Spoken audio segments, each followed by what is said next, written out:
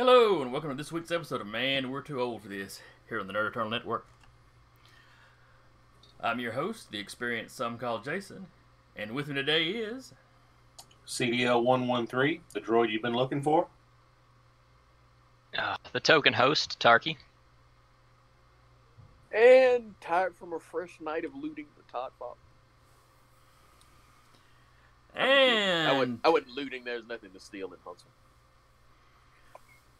And, Tarky, you had something you wanted to talk about today. What would that be?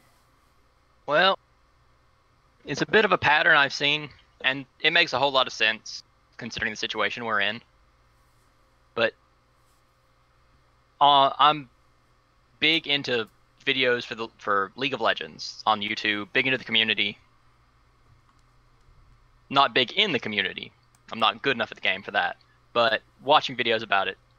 And I've noticed a pattern of suddenly a lot more top 5 lists or historical self-commentaries where it's, someone either reminiscing about it or talking about something that they did in the past, or talking about, 2013 League, 2014 League, or Season 1 stuff, and kind of going deep into these little stories that happened in those moments where they had been covering, recent stuff that was going on, current team comps, and they suddenly have switched gears and done so many more history videos. And I've noticed that's a pattern of a lot of YouTubers and a lot of YouTube videos are starting to take a more historic approach because there's not enough primary material coming out. There's not enough new stuff from the things they review, the things they look at. There's not enough coming in from that, so they're having to go backwards instead of forwards to find their material. Yeah, because you're not getting any new movies coming out. I think the comics are about to start back up, but you haven't had any of those. But they've started. The comics, I know, the digital stuff. I want to say Marvel put out 4 books last week, 5 books last week, something like that. So I guess it does kind of make sense that they're doing this. Yeah, I mean, you for what's going on, you have to, if you want to make a video, you're going to have to step back and look in the past for source material. But it's just funny to see how the sudden boom in popularity of doing it, because it's working, because people don't have something new to look at, so they're going to look back. And if you're talking about stuff that they're into anyway, they might always be down for a look back. Right. It's just there's so many more now because of everything that's been happening. Mm-hmm. In another community, the FGC, the fighting game community. Okay. Another one that I like to watch because I love teching and I love the absolutely ridiculous combos people pull off. But I was so surprised to see a video pop up 2 days ago about the history of an N64 fighting game called Clay Fighter. Love some Clay Fighter. I don't know if I ever played it. So the specifics about it was a stop motion game. All the figures were stop motion instead of how Mortal Kombat kind of pixelated over images of people. Mm-hmm. But once the hop to polygons and 3D happened, some studio decided it would be more efficient to just make claymation models and have them fight. Well, it also gives you that weird kind of it worked for the style of game that it was. Yeah, and you didn't have to have highly detailed clay models to have the same kind of look as the polygon models at the time. So it was at the time efficient, and it's a neat thing to think about. I just did not expect in the year 2020 to see a video about it. Mm-hmm. Because it was just kind of a one-off thing. Yeah, I don't recall it ever getting any sequels, though it might have. I don't know. I don't think it got a sequel. If memory serves. It might have gotten one on N64. I can't remember for sure, though. I know that me and a bunch of coworkers from several years back would get together after it came out and play it. I had a copy, Adam had a copy, and Chad had a copy. So whichever house we were at, we would play it. And man, I played the Elvis claymation. Can't remember what the character's name was, but when he would throw out a punch or a kick, he'd go, "Whoa, mama, hey, baby," you know. It was just cheesy Elvis lines. I would crack up while I was playing that character. Like I had played it a few times with a buddy from high school, just because he had a large foray of games. Yeah, But just seeing it, I was like, wow, that's neat. But it's just, you know, and to shift gears, there's only been one big new fighting game thing come out, and it's been the newest DLC for Mortal Kombat 11 Aftermath. Well, RoboCop. It does have RoboCop. RoboCop is not in the story. He's just an extra fighter. But yes. Yeah. Woohoo. Yeah. The DLC was kind of like to put kind of a finishing touch on the story mode, and then introduce a couple new a couple return characters, and one new character in RoboCop. But like, you know, there's been a surge. You actually have Joker, Spawn, and RoboCop all in that one game. And Terminator. Yeah. Oh man. Yeah, like it's. I don't think any of you guys are familiar with the term Mugen. Nope. I think you would be correct. Right. Mugen is a quote unquote fighting game. It's there was I forget the original game they've ripped off, but they had basically the entire source code for it. So people put an emulator on it online and then started adding their own characters over time. So Mugen is just this big fighting game that has some custom creation of basically every character ever on it. You just have to download them. Okay. Is it like Street Fighter-esque graphics? Yes. Because I want to say that may be where I've seen them do like you have the characters in the Marvel fighting game, but you don't have the characters in the DC fighting game. I'd say it's either Super Nintendo or like PlayStation 1 era pixel graphics. Mm-hmm. Yeah. Okay. Somewhere in that era.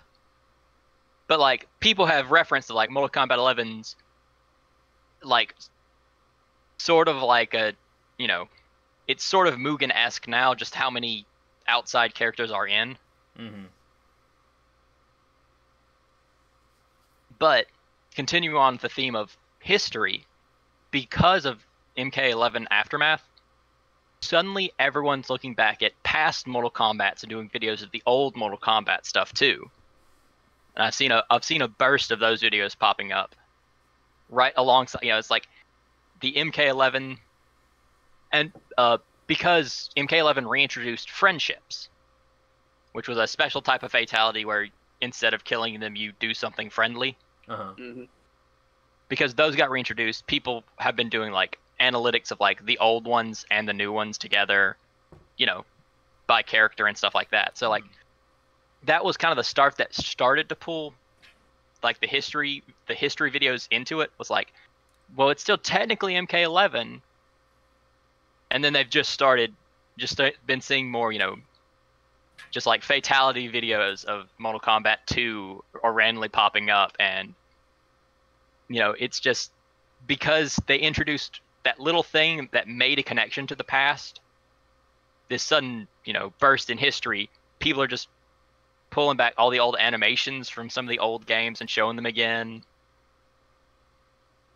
It's just kind of funny just because like Mortal Kombat was staying popular in the FGC because it's just a good game and people like to play it. But because of this new thing came out, suddenly YouTube is now also getting hit with a bunch of videos from every Mortal Kombat game. I remember, I'm old enough to remember when the only way you could play Mortal Kombat was a stack of quarters and find the machine at an arcade or at a store. Yeah, you had it on the Super Nintendo. But they didn't bleed, they just like sweated really hard if you punched them. Because the Nintendo was funny about the whole, and you had all the just lame rumors about the blood code and all this stuff. Yep. So I think you could still do the fatalities, couldn't you? Yes. You just didn't have any like blood. Yeah, you can still rip people's heads off, but there's just a distinct lack of blood dripping from it. Yep. There was some kind of way you could cheat. I can remember when parents groups basically said that was the end of everything. My God, this is the most horrible game ever. Yeah. This Mortal Kombat, vicious. I mean, to be fair though, it did make an argument of like, let's start a rating system. No rating system. Yeah, was not a bad idea. the rating system was about like a comics code. It was a good way to get parents to shut the hell up. Yeah. Just shut up. Here. I mean, granted, the rating system has never stopped me from buying a game, even when I was underage to buy them. But still, it exists. Best thing that's ever happened with me in the ratings code is I was in GameStop one time, and this kid had talked his mom into buying him Grand Theft Auto. I was like, "Oh, really? You getting him a MA game? You know, where they beat up hookers and all this? What? I thought you said this was a racing game. Well, no. You steal cars and you have sex with hookers to get your life points back, and then you can beat them up and take your money back after you pay them. Oh, no. You don't get nothing like this." The kid looking at me like, if I could find out where you live, I would set your house on fire. That kid probably still talks about you like a dog. I don't know who that SOB was in the store that day.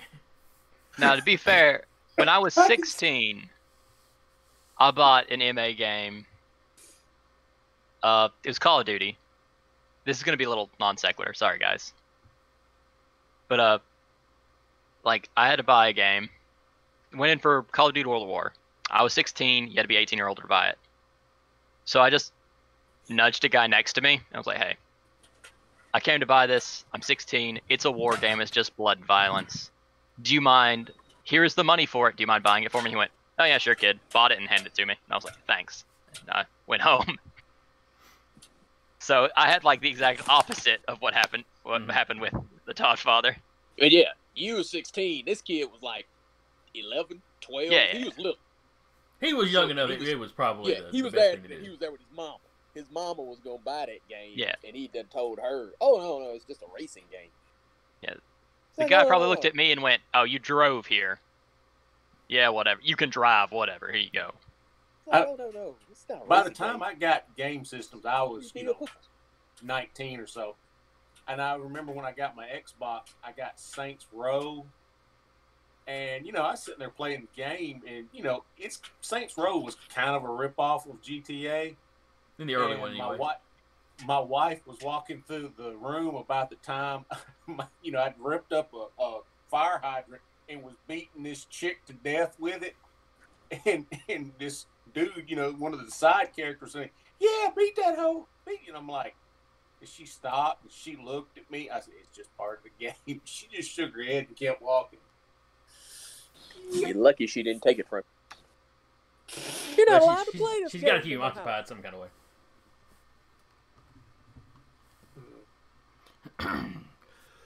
Now go do your homework. Have you done your chores? Take out the trash. And maybe I'll let you play your prostitute beating game for 30 minutes before bedtime. But back on the topic with the histories. Yes.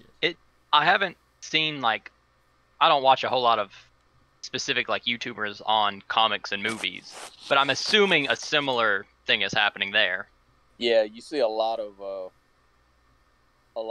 things on classic runs and stuff like that on YouTube. I know one guy's doing a classic run on old movies that he hasn't seen in forever and a day. And, with everybody locked up with COVID, he's showing his kids movies. This is the movies I grew up with. And, I thought that was pretty cool, because, he played for his daughter the entire Indiana Jones. And she had only ever seen one. And she didn't like it. It was the last one they did. And when he showed that one either. When he showed her the originals, she was like, "Oh, these are the greatest movies ever." This morning, I saw where a woman was sitting down to watch, or had basically binged all 14 Land Before Time movies. Wow. Poor woman. Which really just had me sitting there going, sweet Lord, they made 14 of those? Yep. I mean, I knew there was 8 or 9, but jeez. I think I saw the first one? Maybe the I've first seen two. one of None them. of them. I get it. There was a Saturday morning cartoon that was a knockoff of it. I get them confused. I've only seen one of them, and that was because I was over at my cousin's house, and he wanted to watch it. I'm like, okay. I was young enough when the first one came out that it had me because it was dinosaurs. Which is fair. Yeah. There's no reason not to love a show about dinosaurs. Because if you were just 7, I would have been 10. So yeah, I'd have been full. I ain't watching this crap. Yeah, like I said, I watched the first one, maybe the second one, and yeah, I was done.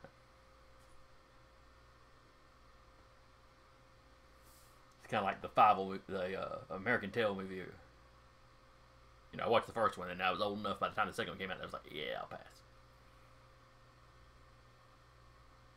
I've seen part of the first one, and it was literally just because it was on the TV. I have bad memories of that thing. But anyway, yeah. But yeah, as a final comment, like, I've got no issue with what's going on. I've got no issue with people doing big history videos, and I've watched a ton of them. Because, it's like,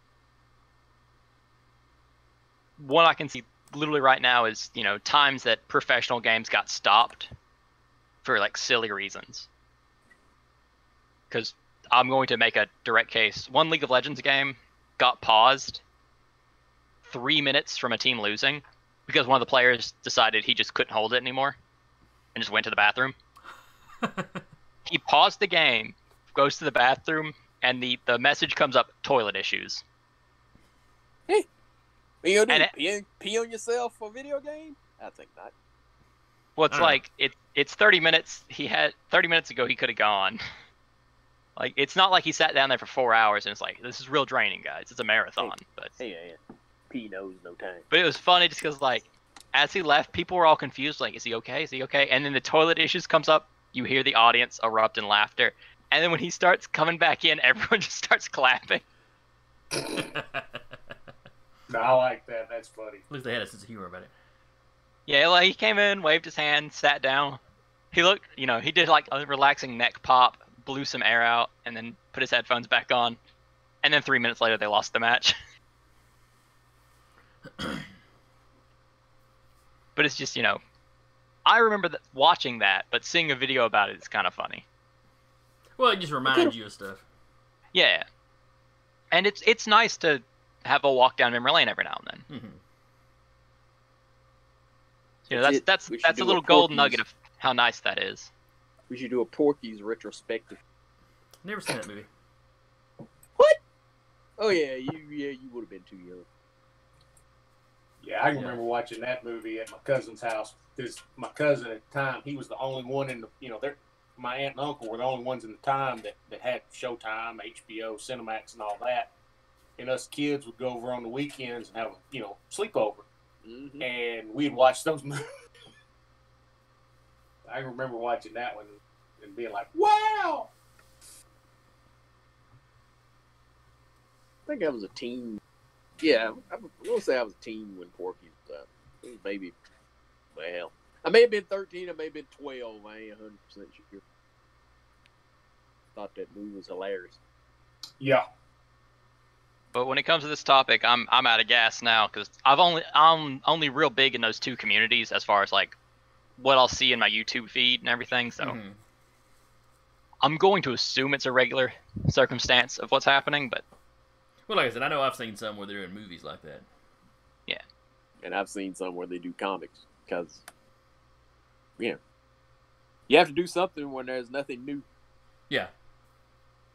And luckily, reruns don't work online. A TV network will just play some reruns. YouTube, you can't really do that because all your stuff's already up all the time. And, let's be honest. At least in comics, hell, that's really where your stuff is that's sold anyway, is your old stuff.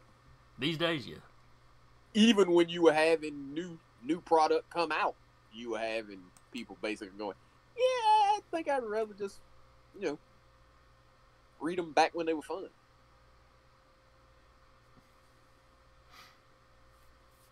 I know Dido from DC was like, what in the hell? You know, we put out these classic collections at Walmart. And they sell better than, you know, Superman did. And it's brand new. Yeah, that's because... the last few times I bought any kind of book, it's been a trade of something. Yeah. You know, like I've got some of the old Titans trade, you know, the old classic run of the new Teen Titans. But, you know, I'm a disgruntled old man, so... Yeah. I spend a lot of time with my essentials. You know, if I actually get to kind of Jones, I'll read some comic books. A lot of times I'll read the essentials. So kind of the takeaway from this is sometimes if you want something new, you've got to just go ahead and look back towards the past, and you'll find something. Well, it's just the bandwagon everybody's jumping on. Yeah, one of the artists that I follow on Facebook and DeviantArt, he was talking about some of the work he had done back in the mid-'90s or early '90s. And one of his friends' teenage sons that came to him and said, you know, with all this that's been going on, I've been going back and reading Dad's old stuff. I didn't realize that I knew the artist that was doing it, you know, and he just was, you know, raving about, you know, the story and the plot and the art, you know, it was like, wow. That, and let's be honest, you know, a lot of the new stuff is old. Hey, we got new Transformers. Go back and watch one from the 80s. Oh, we got, you know, new He-Man.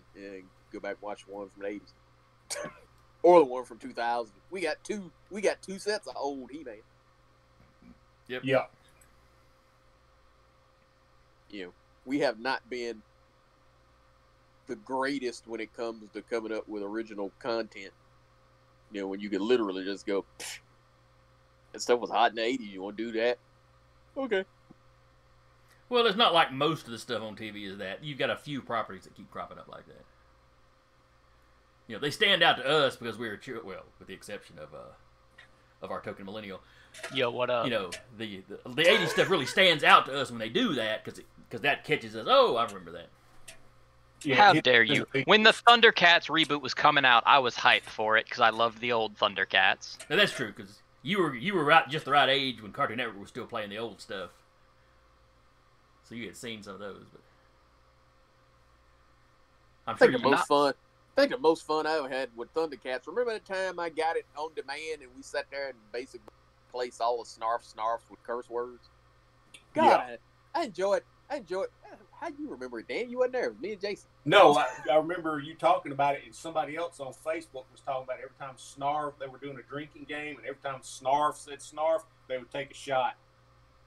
So they were dead by the end of an episode? Yeah, because that would kill you. Or that's unconscious halfway through. Out. Yeah. That's about like doing a drinking game, watching the Smurfs, and every time somebody said Smurf, taking a drink. Yeah, except it was the entire cast doing it then, where Snarf was just the one character. But yeah, we sat there and replaced all the Snarf like profanity.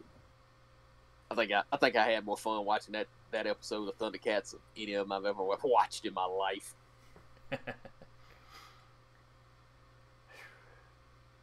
But anyway, on the subject though, I mentioned that everybody was jumping on this bandwagon. I guess this would be a good as time as any to segue to us jumping on that bandwagon.